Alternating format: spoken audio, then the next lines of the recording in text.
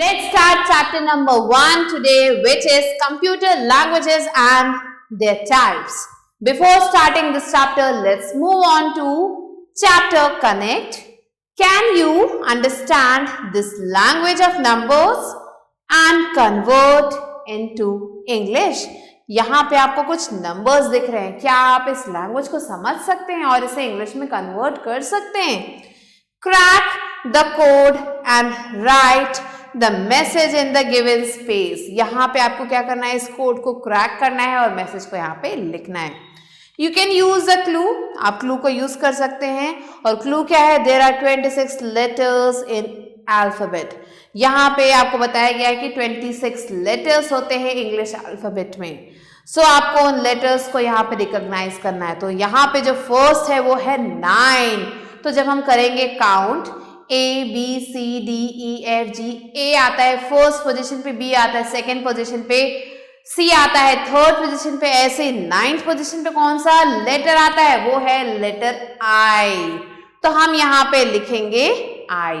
Similarly ये जो बाकी दिए गए नंबर्स हैं, इनको आपको एज अ कोड दिए गए हैं, इन्हें ब्रेक करना है और इसे कन्वर्ट करना है एक सीक्रेट कोड लैंग्वेज में.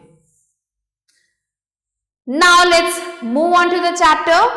A generation of computers refers to the specific improvements in computer technology. So ये क्या है? ये जनरेशन है कंप्यूटर्स का, जिसका मतलब है ये क्या बताना चाहता है? हमें बताता है कुछ स्पेसिफिक इम्प्रूवमेंट्स के बारे में कंप्यूटर टेक्नोलॉजी में जो की गई हैं विथ टाइम के साथ. सो जैसे जैसे समय बीत रहा था, कंप्यूटर में बहुत सारे चेंजेस किए गए, टेक्नोलॉजी में बहुत सारे चेंजेस किए गए, वो हम यहाँ पे पढ़ने वाले हैं. इन 1946 में electronic pathways called circuits were developed to perform the counting. Counting को परफॉर्म करने के लिए 1946 में इलेक्ट्रॉनिक पाथवेज बनाए गए थे, जिन्हें हम सर्किट्स कहते हैं. It replaced the gears and other mechanical parts. इसने क्या किया? रिप्लेस किया गियर्स को और दूसरे मैकेनिकल पार्ट्स को, use for counting in previous computing machines, जिन्हें यूज किया जा रहा था काउंटिंग के लिए दूसरे कंप्यूटिंग मशीन्स में. इन ईच न्यू जनरेशन, हर एक न्यू जनरेशन में the circuits became smaller and more advanced. जैसे जैसे जनरेशन आगे बढ़ रही थी, नए नए जनरेशन आ रहे थे, जो सर्किट्स थे वो छोटे बनते जा रहे थे और भी ज्यादा एडवांस बनते जा रहे थे. Then the previous generation circuits, अगर इन्हें कंपेयर किया जाए प्रीवियस जनरेशन सर्किट से, तो ये और भी ज्यादा एडवांस हो रहे थे. The miniaturisation helped increase the speed, memory and power of computers. So ये जो changes थे, कंप्यूटर पहले के मुकाबले और छोटे होते जा रहे थे, इसकी वजह से जो स्पीड थी वो बढ़ चुकी थी, मेमोरी और पावर जो थी कंप्यूटर की वो भी बढ़ चुकी थी. There are 5 generations of computers. Computers के आपको 5 generations मिलेंगे, which we shall read before knowing about the programming languages. जिसके बारे में हमें पढ़ना चाहिए कब? प्रोग्रामिंग लैंग्वेजेस के बारे में पढ़ने से पहले. तो इन 5 जनरेशन्स के बारे में जानना बहुत इंपॉर्टेंट है. So let us first recall the generations of the computer. तो चलिए सबसे पहले पढ़ते हैं हम जो भी जनरेशन्स थे कंप्यूटर्स के, उनके बारे में. That we have already studied in the previous class, जिनके बारे में हम प्रीवियस क्लास में पहले ही पढ़ चुके हैं. तो यहाँ पे हैं जनरेशन ऑफ कंप्यूटर्स और ये हैं उनके फीचर्स. तो पहले आते हैं हम फर्स्ट जनरेशन ऑफ कंप्यूटर के, जो स्टार्ट हुआ था 1942 से 1955 तक. यहाँ पे कौन कौन से फीचर्स थे इसके? These use vacuum tubes for memory and circuitry. So memory के लिए वैक्यूम ट्यूब्स यूज करते थे. Punch cards, paper tapes and magnetic tapes were the input output devices. तो ये जो चीजें यूज की जाती थी एज इनपुट और output devices. Machine language was use, इस समय मशीन लैंग्वेज को यूज किया जा रहा था. Very expensive, huge in size and slow input output devices. ये काफी ज्यादा महंगे थे, बड़े थे साइज में और काफी ज्यादा स्लो थे. फॉर एग्जाम्पल यहाँ पे एग्जाम्पल भी दिए गए हैं, जैसे यूनियाक, एडवैक एंड एनियाक, ये कुछ एग्जाम्पल्स हैं। नेक्स्ट आता है सेकेंड जनरेशन, जो स्टार्ट होता है 1955 से 1964 तक। Use transistors for circuitry. अब यहाँ पे इस जनरेशन में वैक्यूम ट्यूब जो है ट्रांजिस्टर्स में कन्वर्ट हो गए, यहाँ पे ट्रांजिस्टर्स यूज किए जा रहे थे। Magnetic core and magnetic tapes were used. इस समय जो मैग्नेटिक कोर थे या जो मैग्नेटिक टेप्स थे, इन्हें यूज किया जा रहा था as primary and secondary memory devices. किस रूप में? प्राइमरी और सेकेंडरी मेमोरी डिवाइसेस के रूप में। High level languages such as FORTRAN and COBOL were used. इस समय जो हाई लेवल लैंग्वेज थे कोबोल और फोर्टेन, इन्हें यूज किया जा रहा था। Faster, cheaper and smaller in size. ये पहले के कंपैरिजन में ज्यादा फास्ट था, चीप था और स्मॉल था। For example IBM 400 and Honeywell, ये कुछ एग्जाम्पल्स है सेकेंड जनरेशन कंप्यूटर्स के। फिर आता है हमारा थर्ड जनरेशन ऑफ कंप्यूटर, जो स्टार्ट होता है 1964 से 1975 तक। यूज्ड इंटीग्रेटेड सर्किट्स, यहाँ पे इस समय जो है इंटीग्रेटेड सर्किट्स यूज किए जा रहे थे, आईसीज यूज किए जा रहे थे फॉर सर्किटरी। फिर keyboards were used as input device and monitors and printers were used as output device. तो इनपुट आउटपुट डिवाइस में यहाँ पे कीबोर्ड्स और मॉनिटर्स और प्रिंटर्स को यूज किया जा रहा था। And operating system was used. इस समय तक ऑपरेटिंग सिस्टम आ चुका था। स्मॉल इन साइज, ये पहले के मुकाबले छोटे थे। लार्ज इन स्टोरेज, स्टोरेज काफी बड़ी थी। एंड फास्टर, ये काफी ज्यादा तेज थे। For example Apple 1 and Honeywell 6000 series. तो ये कुछ एग्जाम्पल्स है थर्ड जनरेशन कंप्यूटर्स के। फिर आता है फोर्थ जनरेशन कंप्यूटर, जो स्टार्ट होता है 1975 से 1991 तक। यहाँ पे they used very large scale integrated circuits. यहाँ पे VLSICs यूज किए जा रहे थे for circuitry. Used high capacity magnetic disk for memory. Memory के लिए यहाँ पे हाई कैपेसिटी मैग्नेटिक डिस्क भी यूज किए जा रहे थे। Very cheap, very small in size, portable and reliable. ये काफी ज्यादा सस्ते थे, छोटे थे साइज में, पोर्टेबल थे और रिलायबल थे। For example Apple, Macintosh and IBM PC। ये कुछ एग्जाम्पल्स है फोर्थ जनरेशन कंप्यूटर के। फिर आता है फिफ्थ जनरेशन, जो स्टार्ट हुआ 1991 से आगे तक। Uses ultra large scale integrated circuits. यहाँ पे इस समय जो अल्ट्रा लार्ज इंटीग्रेटेड सर्किट्स है उन्हें यूज किया जाने लगा, जिन्हें हम ULSICs कहते हैं फॉर सर्किटरी के लिए। Next, languages such as C and C++, Java, .NET etcetera are used. इस समय ये जो हाई लेवल लैंग्वेजेस है इन्हें यूज किया जाने लगा। Consist some basic technology of artificial intelligence. यहाँ पे इस समय तक आर्टिफिशियल इंटेलिजेंस के भी कुछ बेसिक टेक्नोलॉजीज आ गई। For example laptops, MacBook and Chrome books. ये कुछ एग्जाम्पल्स हैं फिफ्थ जनरेशन कंप्यूटर्स के। Now let's learn about programming languages of a computer. Computer के कौन कौन से प्रोग्रामिंग लैंग्वेजेस हैं? A computer is a mechanical device that cannot perform any task by itself. Computer क्या है? एक मैकेनिकल डिवाइस है जो खुद से कोई भी काम नहीं कर सकता। To make a computer functional, अगर आप चाहते हो कि कंप्यूटर को फंक्शनल बनाया जाए, some information or a set of instructions is input into it. तो ऐसे में हमें क्या करना पड़ेगा? कुछ इंफॉर्मेशन को इसके अंदर, कुछ सेट ऑफ इंस्ट्रक्शंस को इसके अंदर हमें डालना होगा। These instructions altogether comprise a program and they further form different computer languages which are known as programming languages. So ये जो instructions है इनमें कुल मिला के आपको जो है प्रोग्राम मिलेंगे, जिनको जो है आगे जाके जो है अलग अलग कंप्यूटर लैंग्वेजेस में डिवाइड कर दिया जाता है और इन्हें ही हम प्रोग्रामिंग लैंग्वेजेस कहते हैं।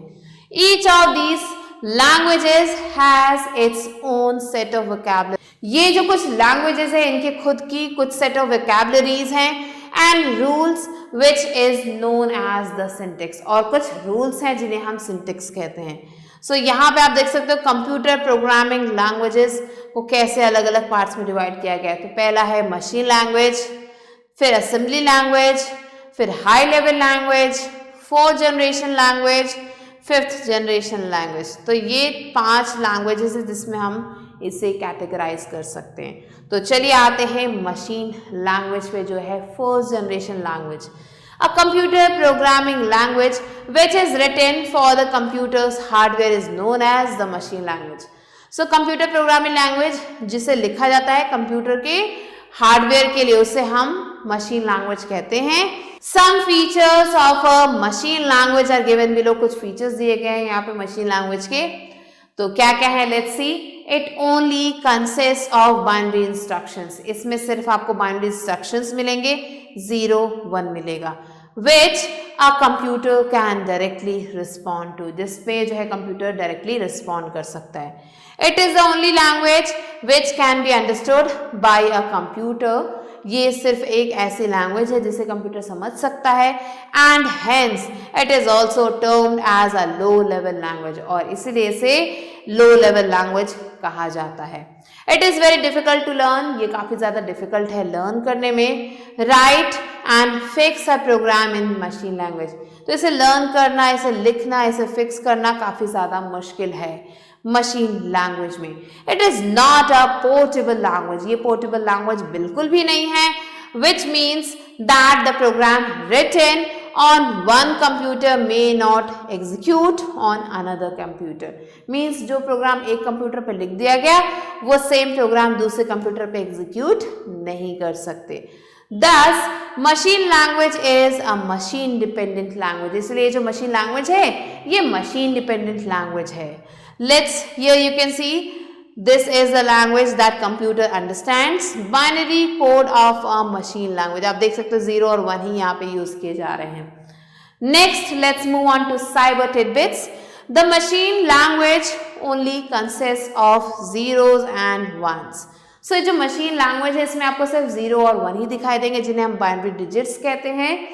As the computer can only understand binary digits, क्योंकि जो कंप्यूटर है वो सिर्फ बाइनरी डिजिट्स को ही समझ सकता है।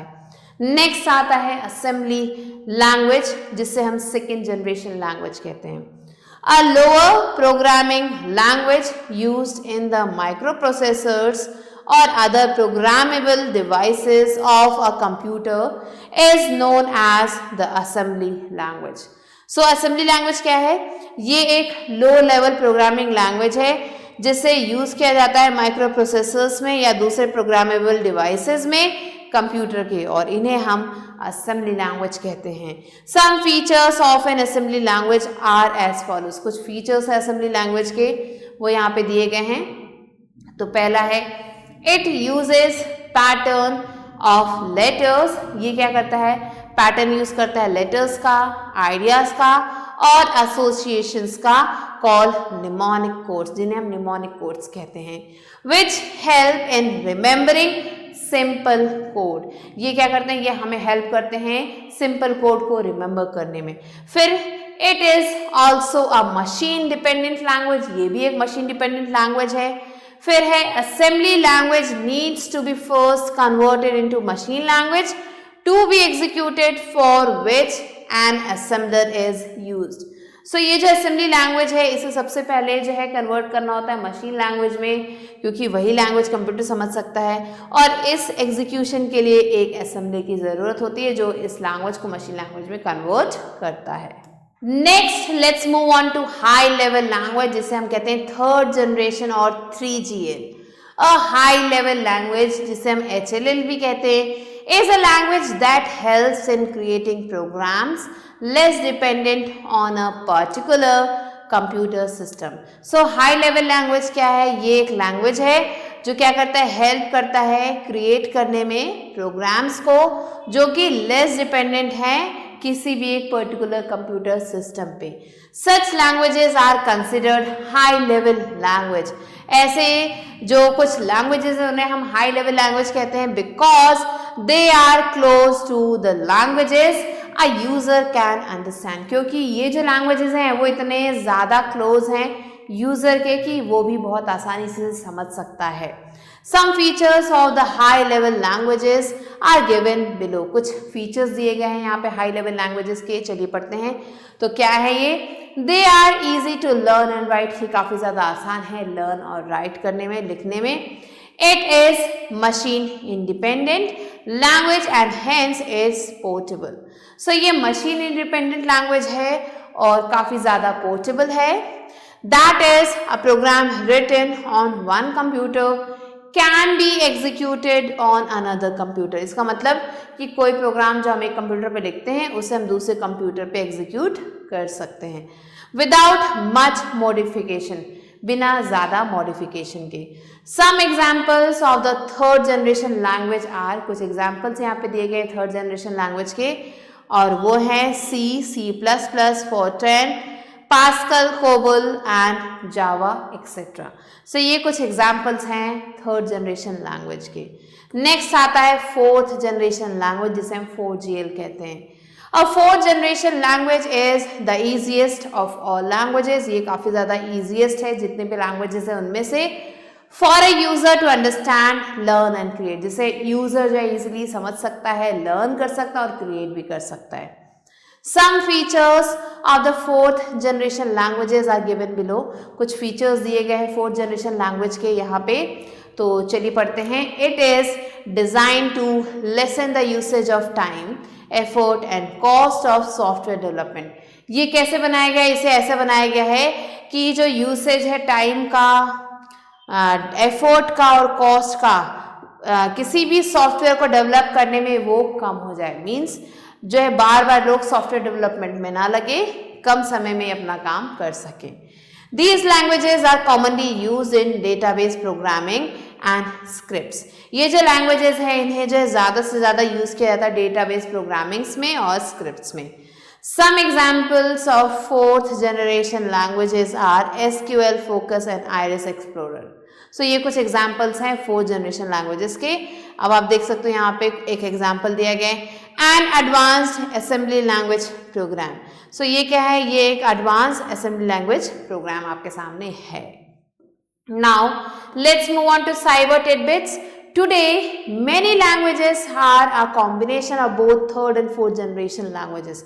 आज के टाइम में बहुत सारी ऐसी लैंग्वेजेस हैं जो थर्ड और फोर्थ जनरेशन लैंग्वेजेस जो हैं उनके कॉम्बिनेशन से बनी हैं। For example Java, Python, C++ and basic, ये कुछ एग्जाम्पल्स हैं। नेक्स्ट आता है फिफ्थ जनरेशन लैंग्वेज, जिसे हम 5GL कहते हैं। The fifth generation languages R programming languages that contain a graphical और विजुअल इंटरफेस। ये जो फिफ्थ जनरेशन लैंग्वेज है ये क्या करता है? इसके अंदर आपको ग्राफिकल और विजुअल इंटरफेस मिलेगा to create a program and are use mainly in artificial intelligence. Program को क्रिएट करने के लिए मिलते हैं और इन्हें ज़्यादा से ज़्यादा यूज़ किया जाता है आर्टिफिशियल इंटेलिजेंस रिसर्च में। In these languages, in languages में rather than specifying a set of rules, यहाँ पे जो set of rules है उन्हें स्पेसिफाई ना करके an application is built to solve the problem। तो यहाँ पे क्या होता है? एक एप्लीकेशन को बिल्ड किया जाता है प्रॉब्लम को सॉल्व करने के लिए by providing limitations to it, limitations provide करके। For example Prolog, Opus 5 and Mercury, ये कुछ एग्जाम्पल्स दिए गए हैं। फिर नेक्स्ट आता है language processors. There are some languages that can only be understood by the user and not by the computer, as the computer can only understand binary digits, zeros and ones. So यहाँ पे बताया गया है कि कुछ ऐसी languages हैं जो सिर्फ यूजर समझ सकता है, कंप्यूटर नहीं समझ सकता, क्योंकि कंप्यूटर को सिर्फ और सिर्फ समझ में आती है बाइनरी डिजिट्स की लैंग्वेज जो शुरू होती है 0 और 1 से। Hence, there is always a requirement to convert such languages into machine language. So यहाँ पे एक requirement बनती है इन लैंग्वेजेस को मशीन लैंग्वेज में कन्वर्ट करने की। लैंग्वेज प्रोसेसर और language translator is design to convert such programs. So यहाँ पे आपने पढ़ा एक लैंग्वेज प्रोसेसर के बारे में या फिर एक लैंग्वेज ट्रांसलेटर के बारे में जो इस तरीके से बनाया गया है कि वो इन लैंग्वेजेस को कन्वर्ट कर सके, इन प्रोग्राम्स को कन्वर्ट कर सके मशीन की भाषा में। Mostly written in high level language, इन्हें जो ज़्यादातर हाई लेवल लैंग्वेज में लिखा जाता है। into machine language. So ये क्या करते हैं, ये processors high level language को machine language में convert करते हैं. There are 3 types of language processors.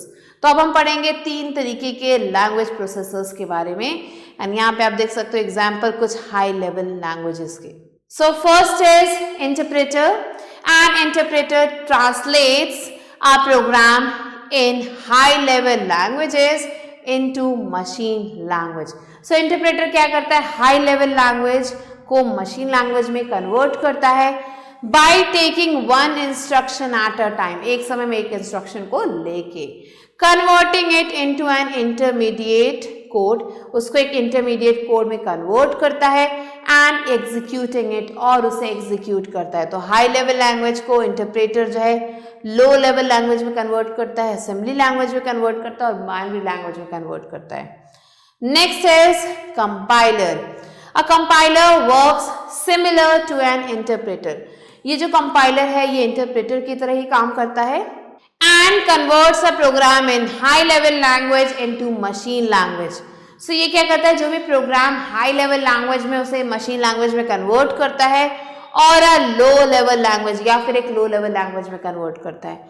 The only difference is that it takes the whole source code as input at once. ये क्या करता है, सिर्फ यहाँ पे आपको एक डिफरेंस मिलेगा कि ये जो पूरा सोर्स कोड है उसे एक साथ ही लेता है as a input at once and executes the program. तो सारी चीजों को एक साथ लेके प्रोग्राम को एग्जीक्यूट कर देता है. बट जो आपका इंटरप्रेटर है ये एक एक करके कमांड्स लेता है, लेकिन कंपाइलर एक साथ सारे कमांड्स ले लेता है.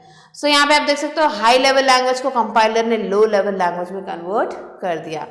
फिर आता है assembler. An assembler can only translate the programs written in an assembly language into the machine language.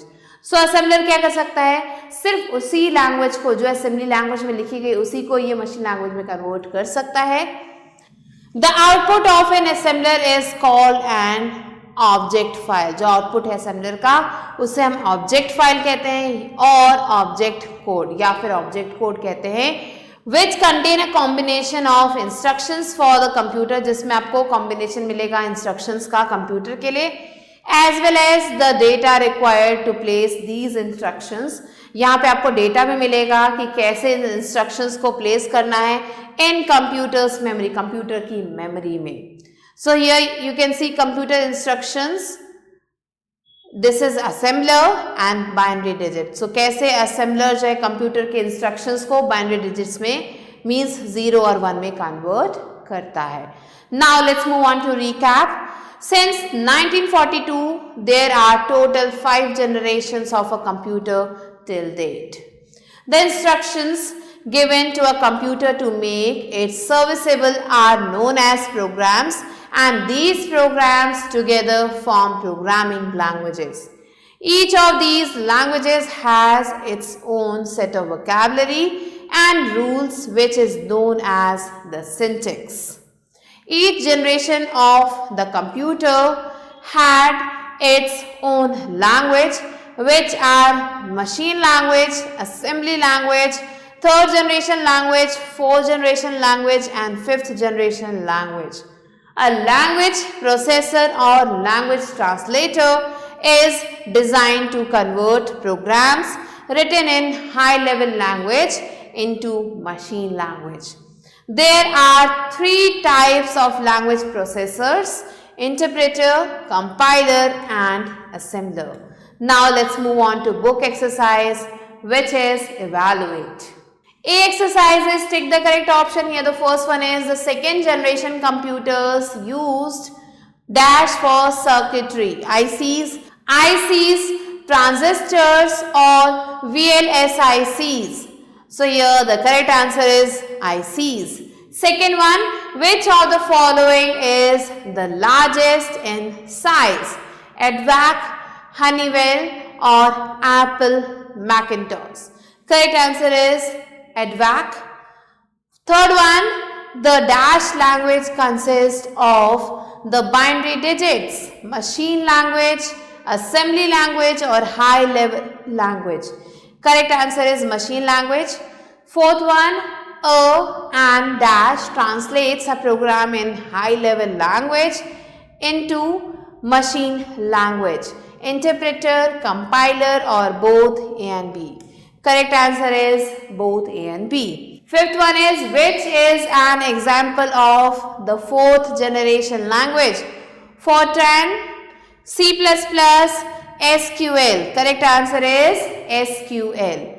Now let's move on to B exercise, which is fill in the blanks with suitable words. First one is, a language is a means of communication comprising the use of words in a structured manner. Second, the second generation computers use transistors for circuitry. Third one, the third generation computers existed from 1964 to 1975. Fourth one, the language only understood by a computer are called machine languages.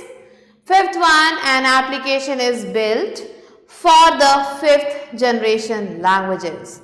Now let's move on to C part, which is right, T for true and F for false statements. First one is, first generation computers were small in size. This is false.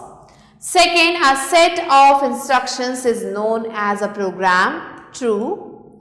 Third one, assembly language is very hard to learn. This is true again. Fourth one, the third generation languages are non-procedural languages. False.